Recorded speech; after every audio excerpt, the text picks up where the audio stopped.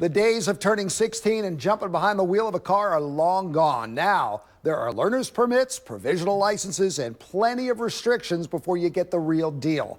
But is Maryland doing enough to protect its young drivers? In Focus reporter Jeff Hager tonight takes a closer look. Right now here in Maryland, teenagers with provisional driver's license have midnight curfews. And now advocates of tougher restrictions say that's 2 hours too late. The night before their high school graduation, 3 teenagers died when their truck crashed in Clarksburg, Maryland. The 17-year-old behind the wheel had a provisional driver's license, which kept him from driving after midnight. That crash occurred at 11:30, and these were good kids doing good things. Alcohol was not a factor. They were driving a little too fast on a country road. In 2015, young driver fatalities here in Maryland skyrocketed by 75%.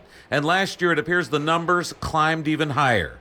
Now there's a push in Annapolis for lawmakers to turn back the clock for teen drivers to 10 o'clock at night, unless they're driving because of work, school, athletics, or in the company of a licensed driver who is at least 21 years old. If we can save some kids and save others, I don't see the drawback. I think we're one of only a few states that don't actually have this last piece of it. I think like Vermont is the only other state that has no requirements whatsoever. So we're on the right track, but this will make it even better. Over a 10-year period, police here in Maryland reported almost an accident each night involving a 16 or 17-year-old between the hours of 10 p.m. and midnight.